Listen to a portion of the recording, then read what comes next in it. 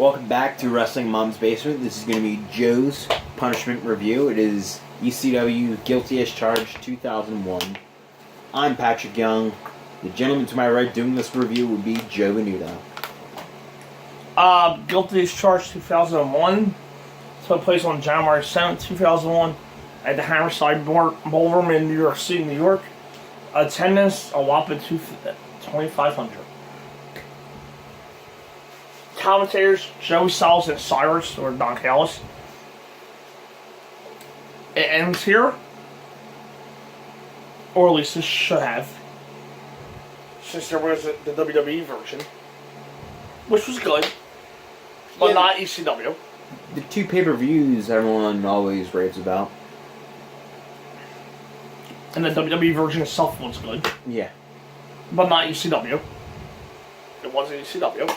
That's true. If it had been called something else, it would be looked at a lot more positively. It was just ECW fans getting butthurt. And then there's the TNA version, which will be banned, but ECW. Yeah, that would probably be more accurate. This is the final ECW pay-per-view in the original incarnation of the Tribe of Extreme, we'll call them. The main event is more or less a ladder match, with Sami versus Credible versus Corino for the title. Other than that, there's a semi-famous, apparently, I was doing back reference match, Tommy Dreamer versus C.W. Anderson I Quit match. Which I've never seen up until now. Let's get to it, even though that this is all that's left to get to. Well, to be fair, I've only ever seen one ECW pay-per-view, and that's literally the one we reviewed earlier in this channel. And I don't even know how many you watched in full. Besides this one. So, yeah. That would be the two. That would be the one that was on this channel. And the one that's about to be on this channel. Yeah. Okay. Oh, and RVD is on the card here. Since he wasn't paid either. They announced that, by the way. We open with a long music video with no real purpose. Other than highlights of the previous pay-per-views. Keep in mind there were no national TV shows. And very limited syndicated channels. And barely any touring. In a sense, the company was just going to pay-per-view the pay-per-view before anything. The video is at 3 minutes already. A little telling side of series problems. While the place looks full, no solicited attendance, 2,500. A full house is great, but not once less than 3,000 people are full. When you're the company that size. Yeah. And Joel does his usual stuff, but gets dirtier than usual, Joel Gertner. All those were funny. He introduces Joey Matthews, Joe Mercury, and Christian York, who he is now managing. Just a random note here before I get going. It wasn't known that the company was going out of business. There was supposed to be another pay-per-view in March, but they canceled it in February. And went out of business just into WrestleMania and Elvers. For about 10 days, ECW was the second biggest. Was in fact the second biggest wrestling company in the country. Due to WCW being out of business. Pay no attention to the fact that Heyman was working for the WWF. Or that they had shown about 2 months and Heyman was having his moment on commentary in WWF. Pay no attention to that fact. It's actually said that during that period, it was literally Heyman didn't say anything. They were going through the bankruptcy thing, and that's because the creditors could actually recall any check. So Heyman didn't want any checks that were actually written to any of the workers that actually received good checks to actually have their money recalled. They would have bounced anyway. They probably would have, yes. Anyway, the Boldies jump York and Matthews and beat up Gertner in the aisle. And here are Cyrus and Lynn with an evil referee while the Boldies continue to beat down. Lynn hits York with a cradle pile driver and Cyrus gets the pin. That somehow was an opening match. Between Joel finishing his poem and the 3 count, which included a speech, the intro, the beatdown, an extension of the beatdown, and the pin 5 minutes past, hence the short description and no official intro to the match. Yeah. Lynn says he's not a jobber to the stars anymore, and he's the new effing show. He also says that RVD isn't the biggest star. Lynn won't wrestle a non-main event either. Then we get to their theme song. I still feel to see why we need a few minutes out of every pay-per-view for them to do their theme song in the middle after the open match. Tag titles, Hot Commodity, which are Easy Money and Julio De Niro. I believe Julio De Niro was CM Punk's partner in TNA. It sounds good. I believe it. I believe that's the case. Versus Dane Doran and Roadkill. The back of the belts are purple. These 7 titles. I wouldn't bet on that one.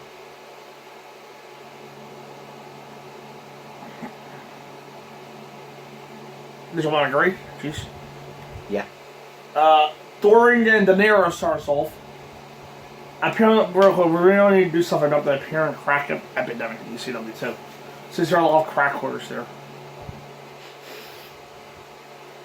Sorry. Yeah, I've heard a lot of things about the drug habits in ECW. Yeah. I think my dad hung out though.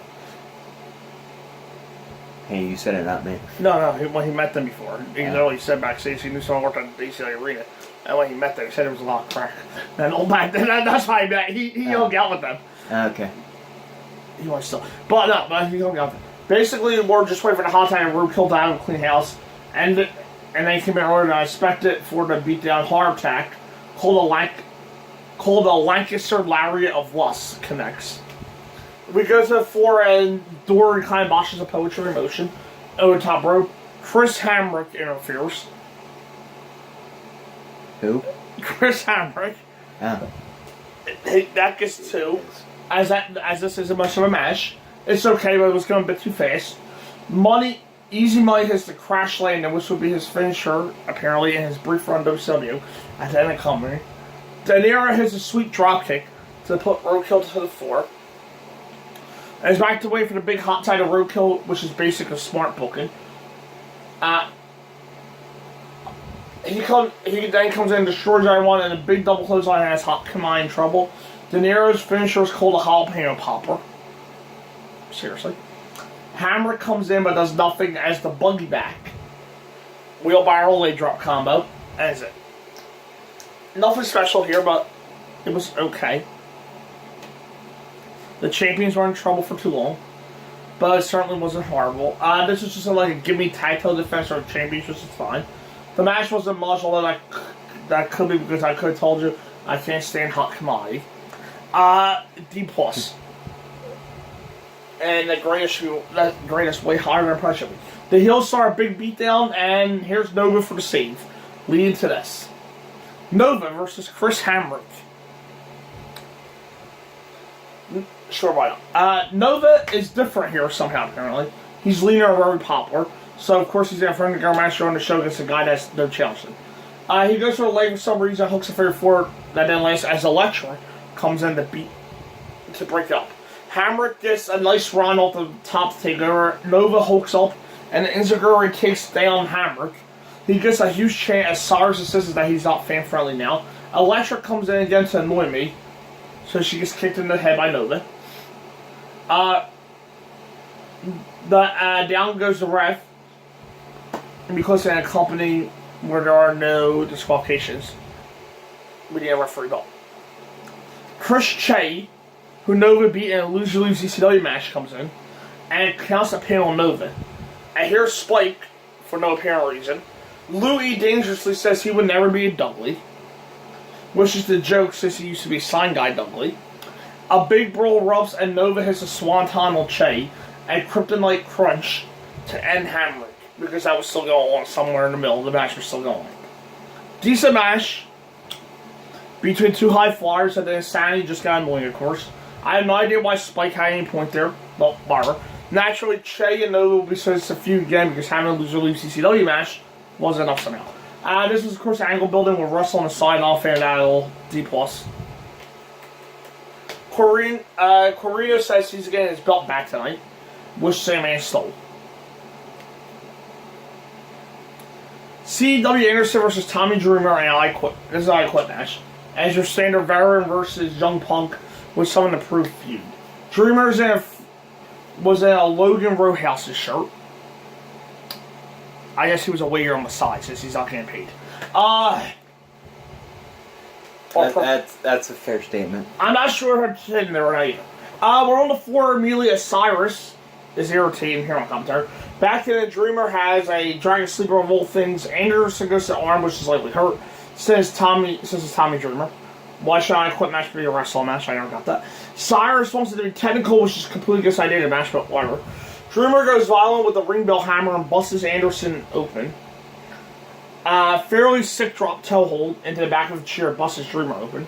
CW works on the knee, which doesn't really get him anywhere. Dreamer takes some very bad looking unprotected chair shots and busts out a ring of barbed wire.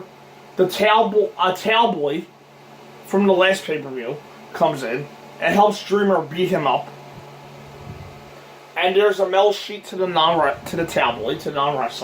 Throw in a suplex, I'm sure he's perfectly fine, right? Spinebuster onto the wire, cold razor wire here, not barbed wire. And of course, Anderson goes for the arm instead of the back, which was just slammed into the barbed wire. We switch back to the spine as he goes through some cheers. And then make that the neck again, as is all Anderson here. It's table time, but Anderson goes through it. They take apart it, and Dreamer chokes. They take apart the table, and Dreamer chokes him out for a victory. Not bad. But if this is supposed to be a classic in ECW, I feel to see it. Also, nice job of elevating Anderson there by giving the win to the old man, but that has still never quit.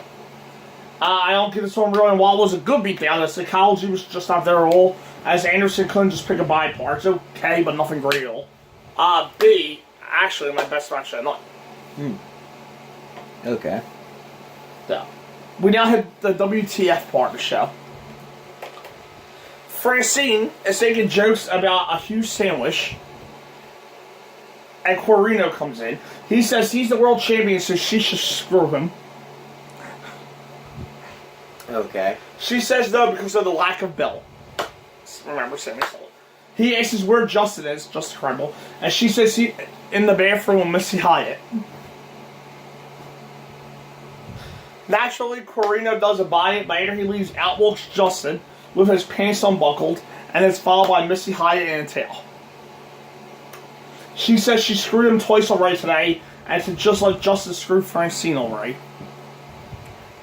Missy leaves, and Corino and Jack Victory are stunned. Victory wants them too because she used to manage him in Texas, Missy Hyatt. That's actually true.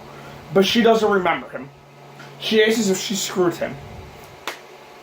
This was completely pointless, but absolutely hilarious.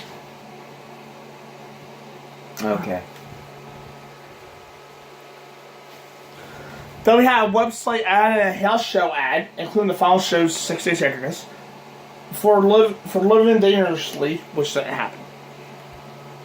FBI versus K-Cash is Super Crazy versus Tajiri and Mikey Whipwreck.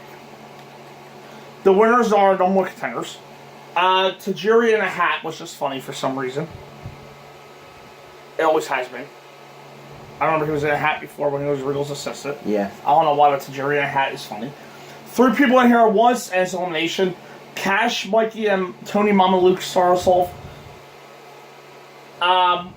Cash bosses the heck out of a springboard and face points to draw a huge chant against him. The fans do the whole for Big Sal, for Sally of FBI, they were chasing pizza, and Sally ate it. Good. Sally ate the pizza for the FBI. Got it. It was so fast. Crazy vs. Tajiri starts off, and the value of the show instantly rises.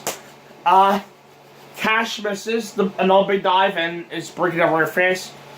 And forget the whole 3 in the ring at once. Crazy does a big dive, and of course Cash outdoes him. Make no mistake about Super Crazy can actually fly with the best of him. For being a bigger guy. Crazy goes for another dive and completely misses that painful looking spot. Sal kills Cash with a splash to take out him and Crazy.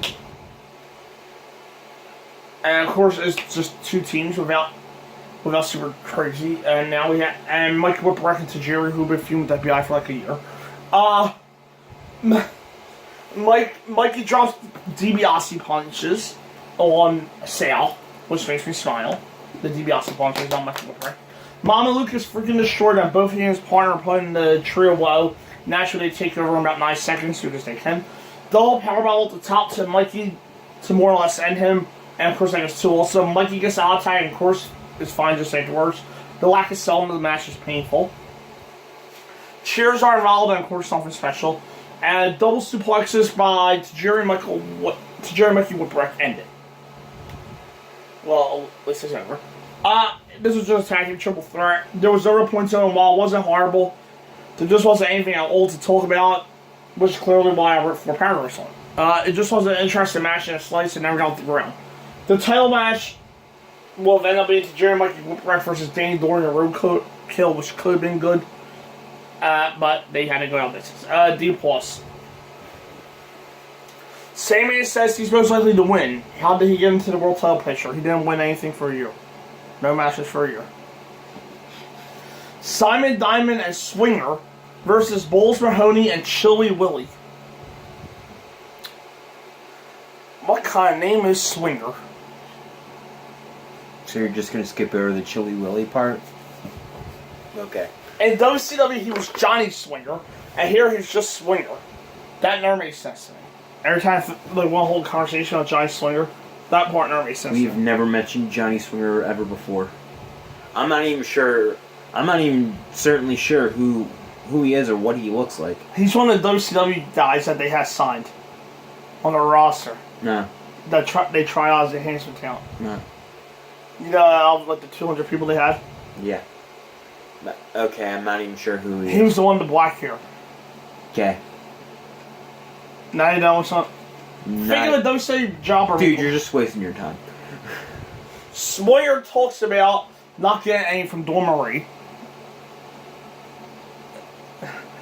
While Simon Diamond's Man, there's a whole lot of not fucking in ECW. And while Simon has, so he's gone out and gotten Jasmine St. Clair for a Swinger.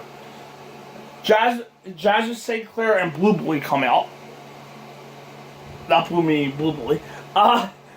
She and Blue Boy come out, and apparently Blue Boy is his new manager. Oh look, another pointless mid-card faction in ECW. After about a minute brawl, Rhino comes in and gores everyone, including the woman. Because why not? Well, there has 5 minutes filled, thankfully. And Jasmine takes a pile jar off the middle rope. And then we have Rhino says... That was probably the best way to end that promo. It was a match. Oh, that was a match. Rhino says he's just begun. ECW World Title. Steve Corino versus Sami versus Justin Credible. So, by the way, this is a ladder match. So, the main event is starting an hour and 40 minutes into the show. These guys are going to go an hour. Why do I think that's not possible to slice? This is a ladder match, but it's billed as ladders, tables, chairs, and kings.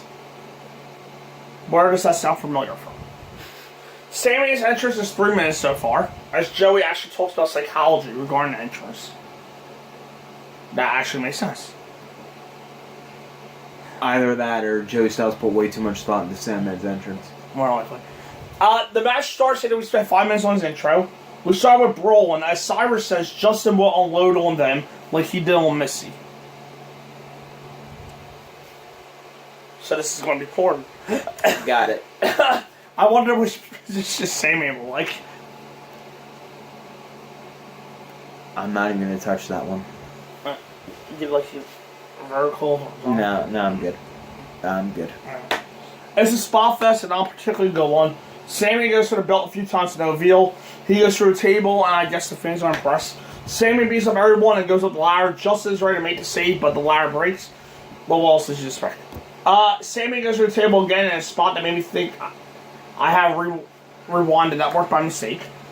Tombstone to Corino and Francine Hisarana on Sami for no apparent reason. Big ladders brought by Sami. Corino and Justin go up, and just like King Ring 1999 with the briefcase, and also versus Shane Vince, the belt goes up.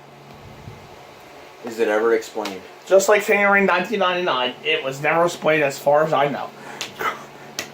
Corino and Justin go for a table, and Sami goes up to win the belt. Yeah, that's it. It's the main event. It's over 3 minutes past 10 when I watched the show. In 2001. No, now. Oh, okay. Spotfest. But I'm ready to go on. Sami go for a table. The table is round winged and repetitive. This wasn't horrible, but feels completely anticlimactic. Sami is champion again, and is a more believable choice than either of the other two. But at the same time, he's the old guy that hasn't been anything in forever. I've been out while on the soul. My grade for the whole entire card is about D+. Corino shakes Justin's hand, and here comes the Boldies. They fight Justin and Corino in the back, which has Joey shocked as the two single guys are fighting together. And here's Rhino, who gores Sandman. He wants to know why he's a TV champion when there's no TV in this company. That's a fair point. He wants the world title and wants his shot right now. The announcer says he's not very brave. Yeah, he's so brave to jump a guy. He's destroyed every time they fall. Rhino threatens to kill his family if he doesn't get a match. Sandman says ring the bell. ECW World Title, Sandman versus Rhino. Gore gets 2, the fans chant for RVD. Sandman gets pile driven for a table. Sandman kicks out. Pile driver on broken table. Rhino's champion after like a minute. Cyrus comes out and says Rhino's the unified champion, meaning the TV title is officially dead. He issues an open challenge, and now RVD comes out to answer. Joey is shocked that RVD wants the world title. Good thing Rob was in his gear, so while he wasn't being paid and stretched in case there was an open challenge. Yeah. ECW World Title, Rob Van Dam versus Rhino.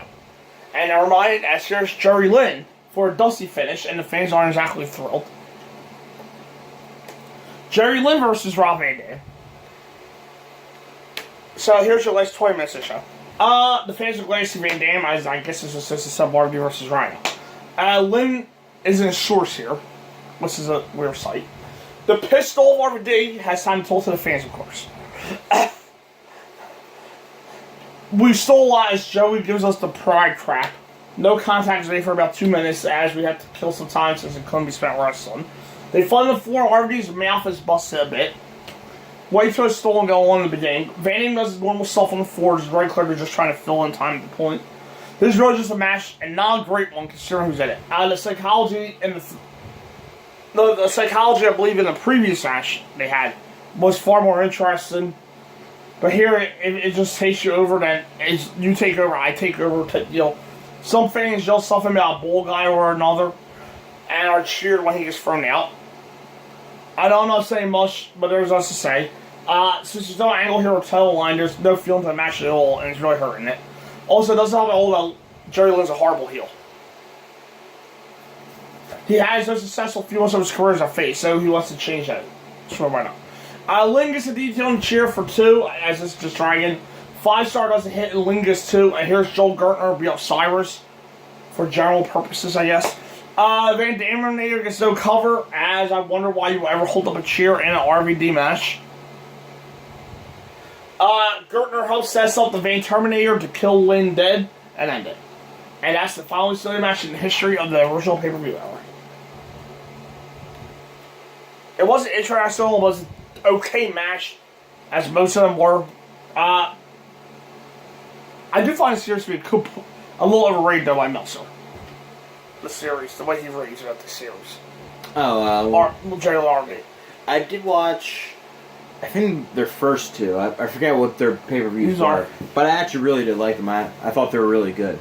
I mean, this is by far and away their weakest they've ever done, and just never became interested. It's not a bad match, but it was way too long and had no real point other than being a wrestle match on the last half hour of the show. I just couldn't get into it all.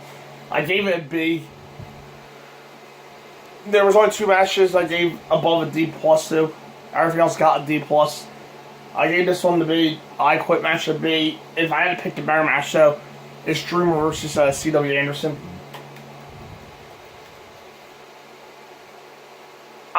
Overall rated D. Going for the car here. Little raise the best I can give the match is the I Quit match, which is just okay too. There's just something all here that weren't paying dime more in the case in 2001, $22, $21.95 to see. This just was an interesting show. Sandman, the one guy that threw the fans to 7 as a main event player, wins the title, and then Rhino, a guy that had trouble with Spike last month, is here to steal it. I thought the point of the monster was to be a monster, and not to have to steal the title. RVD versus Rhino should have been at least 6 months earlier. But I guess this is supposed to be the living dangerously match. That never happened.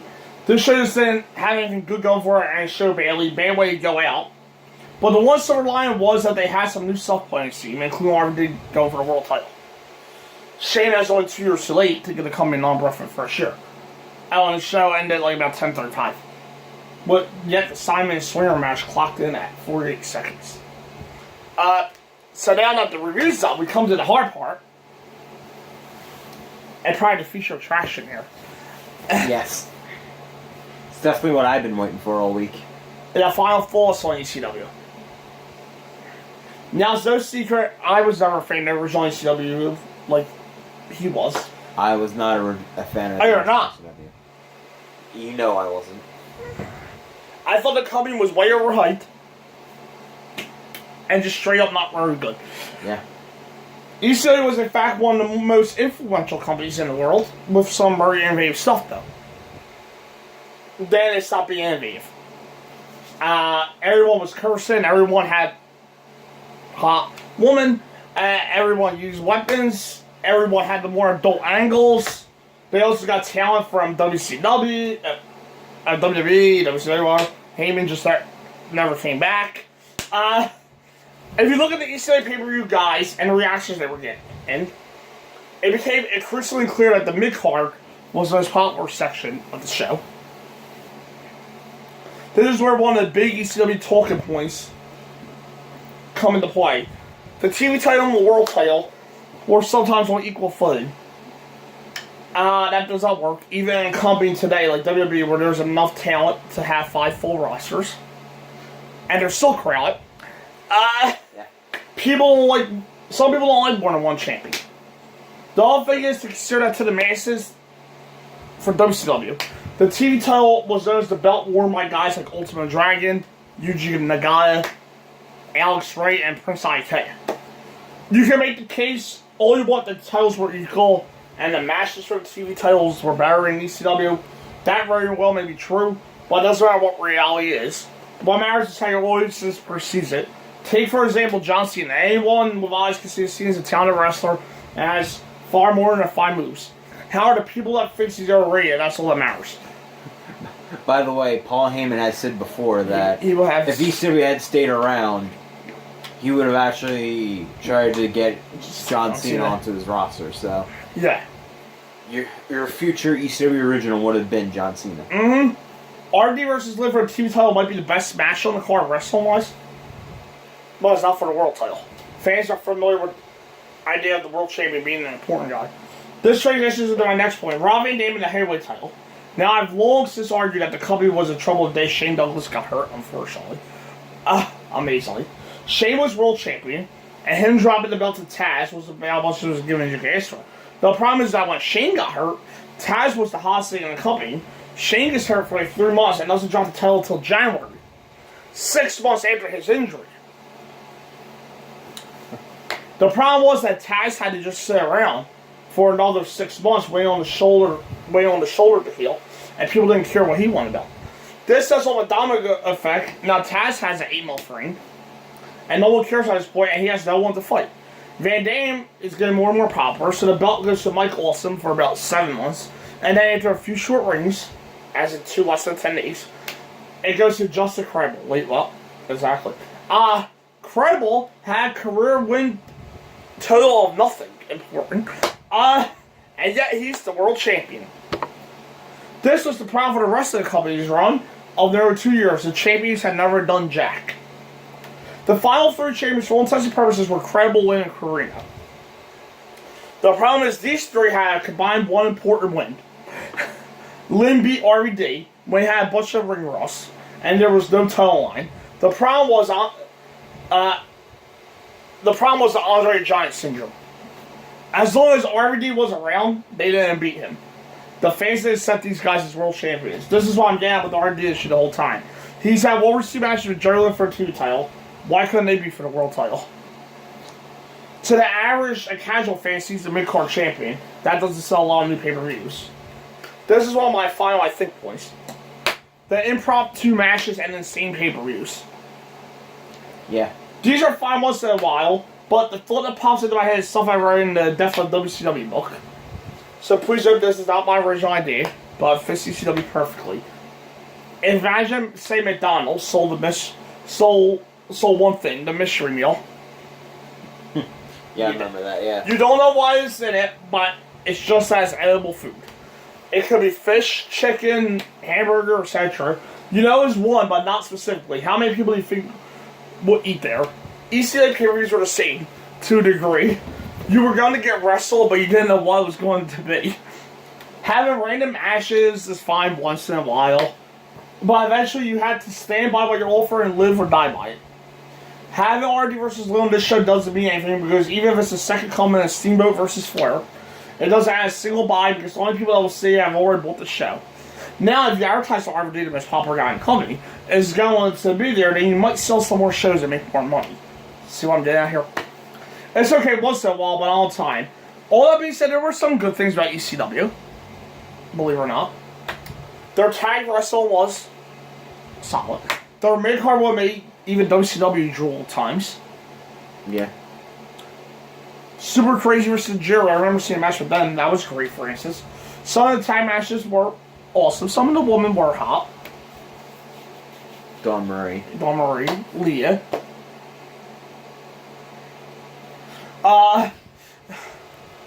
Beulah's not bad. yeah. Francine, if she didn't look like a hooker, from South Philly. She probably is. She probably is. Jasmine St. Clair. I have no idea who that is. Leah Meow. Kind of know who that is. She's the one that Tom Dreamer had the three-way. Yeah. Yeah. Oh, well, she's Leah Meow on WCW. Yeah. Kimona. There you go. There was some solid ring work too, and the brawls were decent times. It would be nice to mix things up a bit with more wrestle less brawl, but I get the idea, I guess. Overall, the company was never going to be a giant. It simply wasn't cars, and that's all there is to it. However, they had stretched things way too far, and they tried to be the third national company. There's a chance they could be around today. As a regional company with lower salaries, they definitely could have been around at least to a certain degree. ECW was a company that tried very hard. But then they just didn't have enough to survive. And most certainly myself as the wrestler now paid the way for indie companies like CZW or Ring of Honor today. It was a good idea and successful to a degree, but without changing, it was doomed to die. Wish it did. Yeah. Actually, Ring of Honor is almost a direct successor from ECW. Yeah. Gabe's a playoffs. No, it wasn't Gabe. It was God, the guy that always runs the convention at Rob Feinstein. Yeah, his company actually carried ECW videos and made a ton of money off that. Yeah. So when ECW went out of business, he really had nothing to sell. So in the end, he decided to start up Ring of Honor. And boom, there you go. I might not be Meltzer,